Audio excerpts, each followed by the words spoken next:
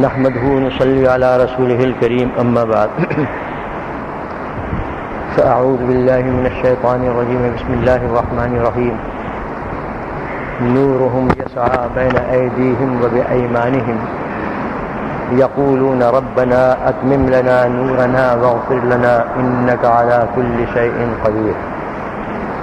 محترم حضرات، سچی توبہ کے ذیل میں آخرت کے ان منافع کا اور فوائد کا بیان چل رہا ہے جو قرآن کریم میں ہے. اس آیت کے اندر جو بیان کیا گیا ہے وہ یہ ہے کہ سچی توبہ کرنے والوں کو اللہ تعالیٰ کی جانب سے قیامت کے روز اس وقت جب کہ سخت ضرورت ہوگی نور کی اور روشنی کی، نور تقسیم کر دیا جائے گا، جس کی تفصیل میں گزشتہ مجلسوں میں آپ کے سامنے عرض کرتا رہا ہوں. یہ نور جو قیامت کے اندر ملے گا بندے مومن کو، اس کے اعمال صالحہ نیک اعمال کے اعتبار سے کم اور زیادہ ہوتا رہے گا. اگر اس کا ایمان بھی کامل ہے اور اس کے اعمال صالحہ بھی اچھے ہیں تو ایسی صورت میں لا محالہ اس کو اعلیٰ درجے کا نور ملے گا.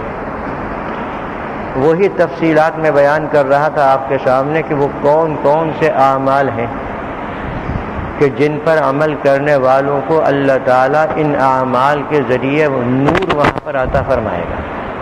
بہت کچھ بیان کر دیا تھا، چند باتیں اس کی اور رہ گئی ہیں جو حدیث شریف کے اندر آئی ہیں. غالباً میں نے گزشتہ مجلس میں بیان کیا تھا کہ حدیث شریف میں آیا ہے کہ درود شریف پڑھنا بھی نور ہے. قیامت کے دن یہ بھی نور بن جائے گا،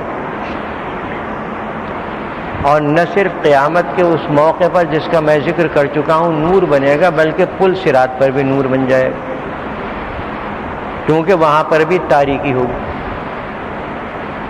پل صراط کا قصہ انشاءاللہ کسی اور موقع پر عرض کروں گا،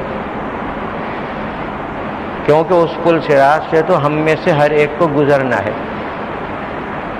نیک ہو یا بد. مومن تو خیر مومن تو گزریں گے ہی، لیکن کافروں کے سلسلے میں تو یہ آیا ہے کہ ان کو پل صراط پر گزرنے سے پہلے ہی جہنم میں پھینک دیا جائے گا. تو پل صراط سے تو گزرنا ہے، وہاں پر تاریکی بھی ہوگی، ظلمت بھی ہوگی، اور عجیب عجیب قسم کی آزمائش ہوگی. وہ آزمائش جو حدیث شریف کے اندر آئی ہے، نہ صرف ایک حدیث میں بلکہ بہت سی حدیثوں کے اندر آئی ہے، وہ یہ ہے کہ اس پل صراط کے دونوں طرف بڑے بڑے آنکڑے ہوں گے. آنکڑے آپ جانتے ہیں کسے کہتے ہیں، جیسے کرین میں ہوتا ہے. بڑے بڑے آنکڑے ہوں گے تپتے ہوئے لوہے کے، اور وہ تپائے گئے ہوں گے جہنم کی آگ میں. جب کوئی بندہ گزرے گا بس وہ آنکڑے اس کے ساتھ ساتھ چلیں گے، اور جب کوئی ایسا گناہ کا موقع آ جائے گا کہ جو معاف نہ ہوا ہو تو وہ آنکڑے اس کو پکڑ کر نیچے کھینچ لیں گے. اللہ محفوظ رکھے.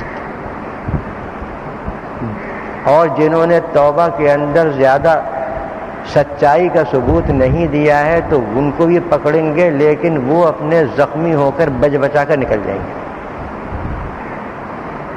اور بعض وہ ہوں گے کہ جو بالکل صحیح و سالم گزر جائیں گے. یہ وہ ہوں گے کہ جنہوں نے سچی توبہ کر لی ہے اپنے تمام گناہوں سے، اور اسی طرح پاک و صاف اللہ کے دربار میں پہنچ گئے. یہ بالکل صحیح و سالم گزر جائیں گے. آنکڑے تو چلیں گے ان کے ساتھ، لیکن کسی جگہ نہ وہ پکڑیں گے نہ انہیں زخمی کریں گے، کیونکہ وہاں پر تو یہ تمام معاملہ جو ہے خود بخود ہو رہا ہے. یہ تمام معاملہ ان اعمال کے ماتحت ہو رہا ہے جو وہ دنیا سے لے کر گیا ہے. اسی لیے ایک حدیث کے اندر آیا ہے کہ قربانی کے جو جانور ہیں یہ پل صراط پر تمہاری سواری بنیں گے. ہے تو جانور، گائے ہے، بیل ہے، بکرا ہے، بکری ہے، اس قسم کے جانور ہیں جن کو قربانی جن کی دی جاتی ہے، لیکن یہ پل صراط پر سواری بن جائیں گے۔ حدیث شریف میں آیا ہے کہ ذرا موٹی تازی اور طاقتور فربہ قربانی کیا جانور کیا کرو، اس لیے کہ یہ قربانی کا جانور تمہارے لیے پل صراط کے عبور کرنے کے وقت سواری بن جائے گا۔ اب ظاہر بات ہے کہ جب سواری بن گیا تو اس کے اوپر سوار ہو کر آدمی بہت آسانی اور سلامتی کے ساتھ پہنچے گا۔ حدیث شریف میں آیا ہے کہ اپنے اپنے اعمال کے اعتبار سے گزرنے والوں کی رفتار بھی ایسی ہی ہوگی۔ چنانچہ بعض وہ ہوں گے کہ جو اتنی تیزی کے ساتھ گزر جائیں گے جیسے پلک جھپکنے میں دیر لگتی ہے، وہ گزر جائیں گے۔ پلک جھپکنے میں کتنی دیر لگتی ہے ہم اور آپ خوب جانتے ہیں، 1 سیکنڈ بھی نہیں لگتا، 1 لمحہ بھی نہیں لگتا۔ بس ادھر وہ گزرنے کے لیے آئے اور اپنے ان اعمال صالحہ کی وجہ سے جن کا ذخیرہ وہ لے گئے ہیں دنیا سے،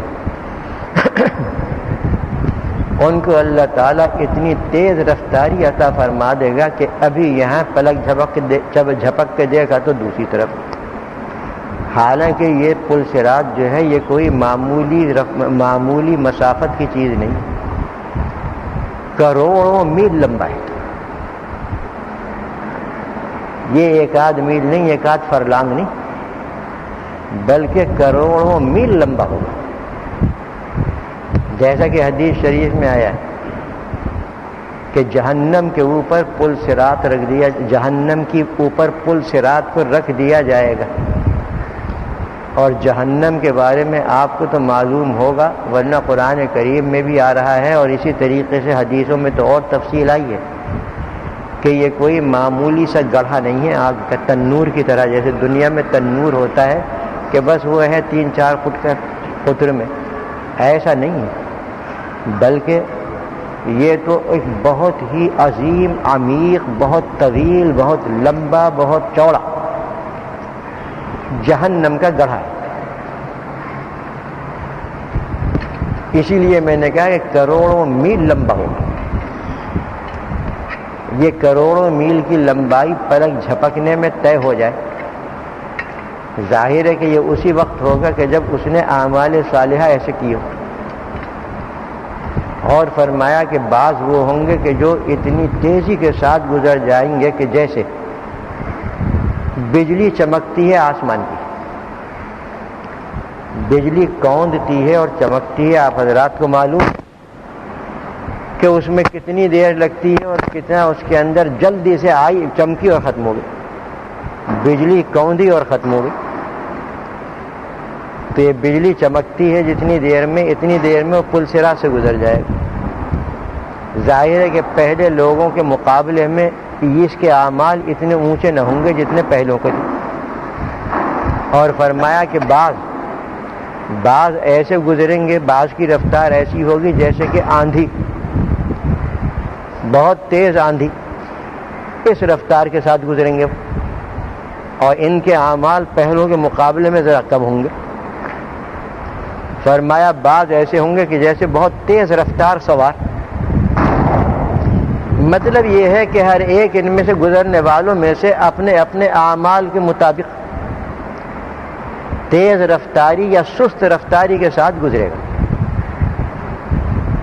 یہ اس قدر بھیانک جگہ ہے، اس قدر خوفناک مقام ہے کہ بخاری شریف کی حدیث میں آیا ہے کہ تمام انبیاء کرام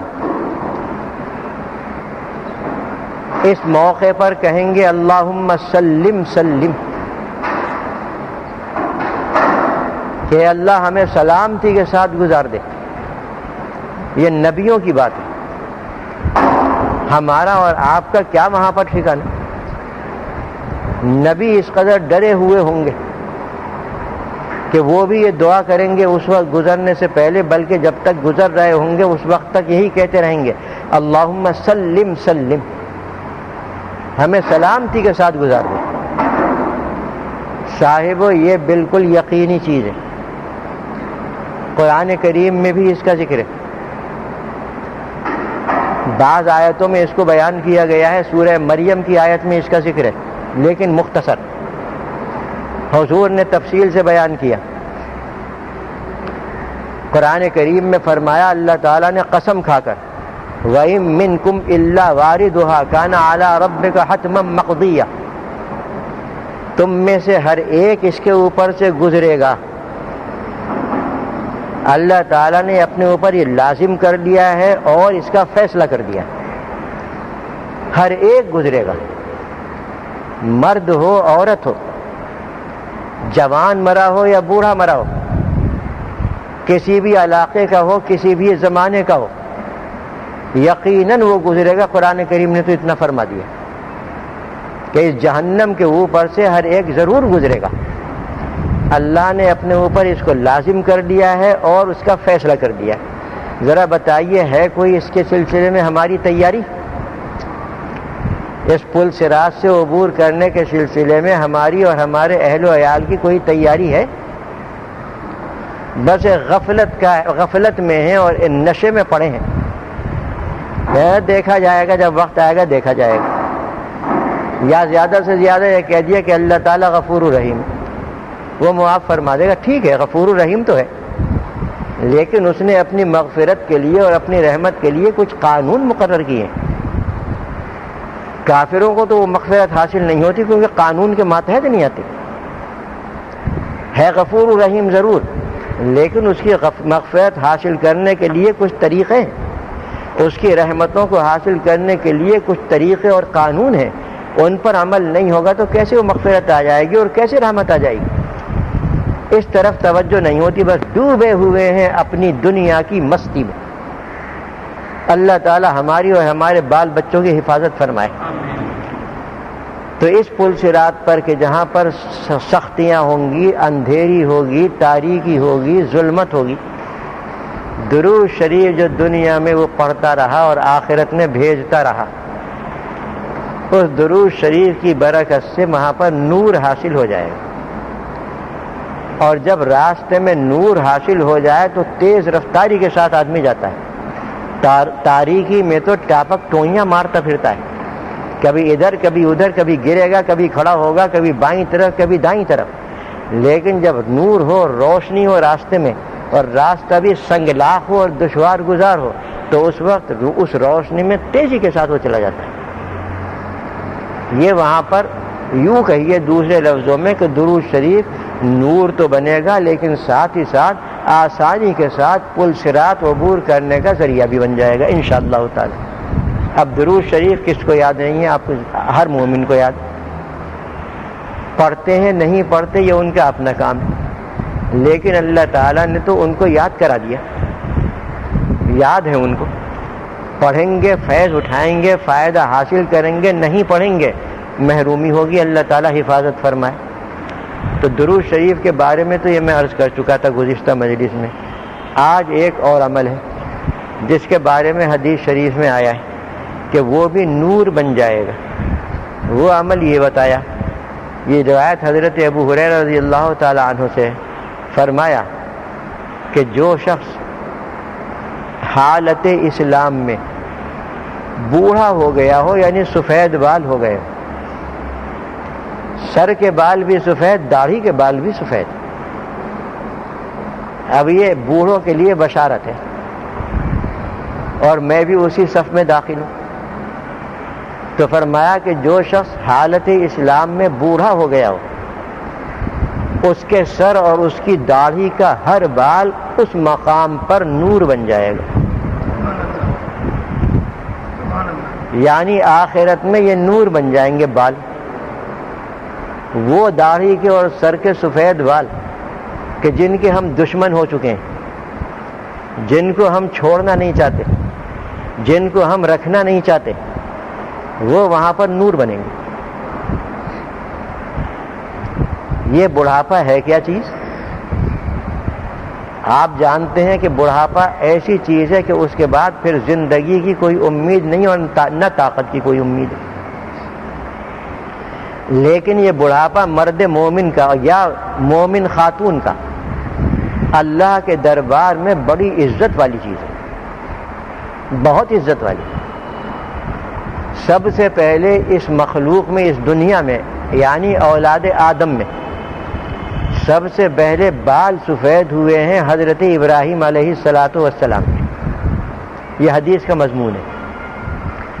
آپ سے پہلے بال سفید نہیں ہوتے تھے بلکہ سیاہ رہتے تھے۔ آپ کا زمانہ جب آیا تو یہ خلاف معمول بال سفید ہوئے۔ اب ظاہر بات ہے کہ جب معمول کے خلاف بال سفید ہوئے تو حضرت ابراہیم علیہ السلام کو خیال ہوا کہ یہ کیا تغیر پیدا ہوا، تو اللہ تعالیٰ سے عرض کیا کہ یا رب ما ھذا، یہ سفیدی کیسی ہے؟ فوراً جواب آیا کہ ھذا وقار، یہ عزت کی چیز ہے، یہ وقار کی چیز ہے، یعنی اللہ کے دربار میں یہ بڑی عزت والی چیز ہے، بالخصوص مرد مومن کی۔ فوراً حضرت ابراہیم علیہ السلام نے دعا کی رب زدنی وقارا، کہ یہ وقار مجھے اور زیادہ عطا فرما، یہ عزت اور زیادہ عطا فرما۔ تو یہ بڑھاپا اور یہ سفید بال اللہ کے دربار میں عزت ہے، اور اس دنیا میں بھی آج سے کچھ پہلے یہ باعث عزت سمجھے جاتے تھے۔ آپ حضرات کو معلوم ہے کہ جب آدمی کا بڑھاپے کا وقت آتا کسی مسلمان کا، تو وہ سفید بال چھوڑ دیتا تھا اپنی داڑھی کے، اور پھر عام لوگ، دوسرے لوگ اس کی عزت کرتے تھے۔ یہ عزت سفید بالوں کی، کیونکہ اللہ نے ان کے اندر عزت اور وقار رکھا ہے۔ یہ ہے بڑھاپے کی حقیقت، اور سفید بالوں کی حقیقت یہ ہے۔ لیکن اسی کے ساتھ ساتھ یہ بھی سمجھیے کہ حضور اکرم صلی اللہ علیہ وسلم نے ایک موقع پر فرمایا، اور یہ روایت مشکات شریف میں موجود ہے، کہ جو جوان شخص کسی بوڑھے مسلمان کی عزت کرے گا اور خدمت کرے گا اس کے بوڑھے ہونے کی وجہ سے، تو اللہ تعالیٰ اس کے بڑھاپے میں کوئی ایسے لوگ پیدا فرما دے گا کہ جو اس کی خدمت کریں اور اس کی عزت کریں۔ جوانوں کو ترغیب دی آپ صلی اللہ علیہ وسلم نے دو باتوں کی۔ پہلی تو اس بات کی ترغیب دی کہ تم اپنے زمانے کے بوڑھے آدمیوں کی خدمت کرو اور عزت کرو، اس کا دنیا کے اندر یہ نتیجہ ظاہر ہوگا کہ لوگ تمہاری عزت کریں گے اور تمہاری خدمت کریں گے جب تم بوڑھے ہو جاؤ۔ اور دوسری آپ نے اس بات کی طرف اشارہ فرما دیا کہ ایسا شخص، ایسا جوان جو بوڑھے کی خدمت کرتا ہے، اس کے بڑھاپے کی وجہ سے اتنی عمر اللہ اس کو دیں گے کہ وہ خود بوڑھا ہوگا۔ یہ بھی آپ نے اشارہ کر دی، یعنی جوانی میں نہیں مرے گا وہ، بلکہ وہ بوڑھا ہوگا، بوڑھے ہو کر مرے گا۔ یہ دو باتوں کی آپ نے بیان فرما دیا اتنی سی حدیث کے اندر۔ یہ ہے بوڑھوں کی عزت۔ اسی وجہ سے ایک اور حدیث میں آیا کہ من لم یؤقر کبیرنا، کہ جو ہمارے بڑے لوگوں کی توقیر نہ کرے اور تعظیم نہ کرے، لیس منا، ہم سے اس کا کوئی تعلق نہیں، ہم اس سے بے تعلق۔ بڑے لوگوں کے اندر بوڑھا بھی داخل، یعنی بوڑھوں کی خدمت نہ کرنے والے اور بوڑھوں کی عزت نہ کرنے والے، حضور علیہ السلام نے ان کے بارے میں فرما دیا کہ ہم سے ان کا کوئی تعلق نہیں۔ اس زمانے میں آپ اتنا سمجھتے ہیں کہ جتنا بوڑھا ہوتا چلا جاتا ہے باپ یا بھائی، بڑا بھائی وغیرہ، اتنا ہی وہ خدمت کا محتاج ہوتا چلا جاتا ہے، کیونکہ بڑھاپا نام ہے ایک محتاجی کا۔ اللہ تعالیٰ محتاجی سے محفوظ رکھے۔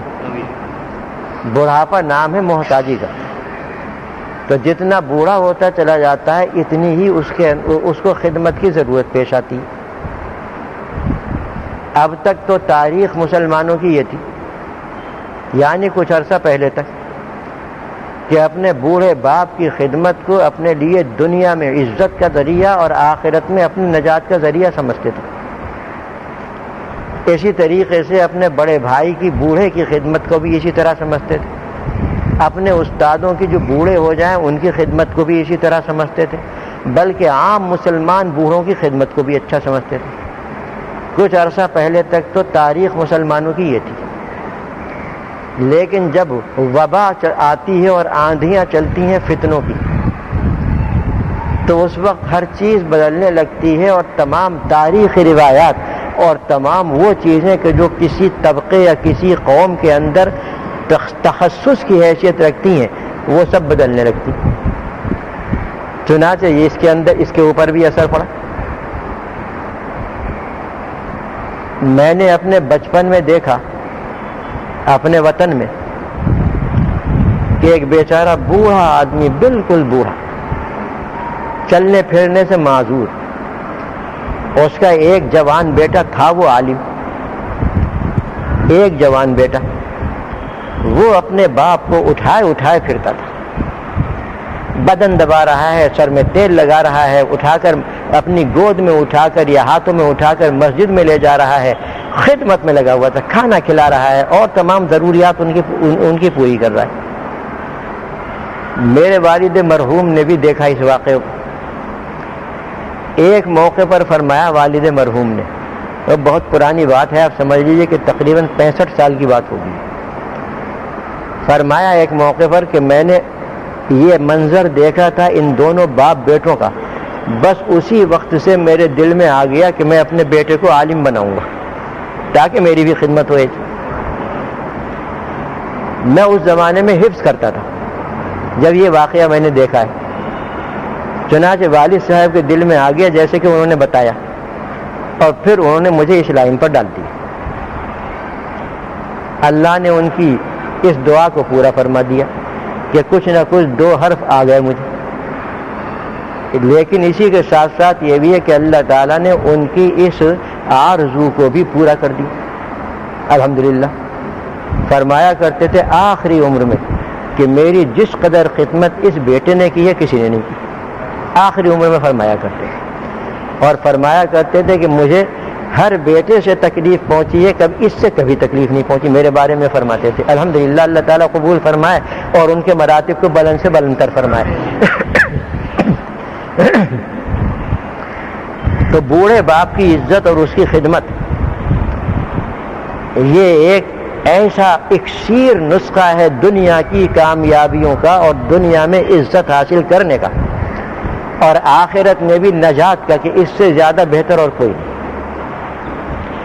تو مسلمانوں کی تاریخ تو کچھ عرصہ پہلے تک یہی تھی، لیکن جب یہ مغرب کی طرف سے ان فتنوں کی اور معاصی اور گناہوں کی ہوائیں آنے لگی اور آندھیاں چلنے لگیں، اور ہم اس کے اندر بہہ گئے اس کے اندر، تو ہماری بھی روایات بدلنے لگی، ہم میں بھی وہی بات آ گئی کہ جو ان کے یہاں ہے، کہ ماں بوڑھی ہوئی تو اسے بھیج دیا کلب میں، باپ بوڑھا ہوا تو اسے بھیج دیا بڈھوں کے کلب میں۔ اب وہاں پر مہینوں نہیں جاتے، ماں باپ تڑپ رہے ہیں اپنی اولاد کو دیکھنے کے لیے۔ خدمت تو بہت بڑی چیز ہے، صرف دیکھنے کے لیے تڑپ رہے ہیں، لیکن بچے نہیں آتے۔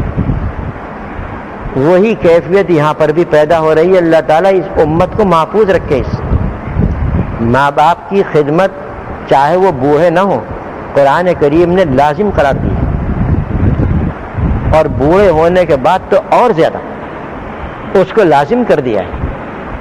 اور خدمت کا مطلب یہ نہیں ہے کہ ہاتھ پاؤں سے خدمت کرے، بلکہ خدمت کا مطلب یہ ہے کہ انہیں خوش رکھے۔ ہاتھ پاؤں سے خدمت نہ کرے لیکن خوش رکھے، یعنی ان کو کوئی تکلیف اپنی جانب سے نہ پہنچائے، انشاءاللہ اس کی نجات ہو جائے گی۔ تو میں یہ عرض کر رہا تھا کہ بڑھاپا ایسی چیز ہے کہ جس سے خدمت کرنے والے بھی نجات پا جاتے ہیں، عزتیں حاصل کرتے ہیں، اور اس بوڑھے کو جو محتاج ہونے لگا ہے اس کو بھی راحت ملتی۔ تو فرمایا کہ جو کسی مسلمان بوڑھے کی عزت کرے گا اور خدمت کرے گا تو اللہ تعالیٰ اس کے بڑھاپے میں ایسے لوگ پیدا فرما دیں گے جو اس کی عزت کریں اور اس کی خدمت کریں۔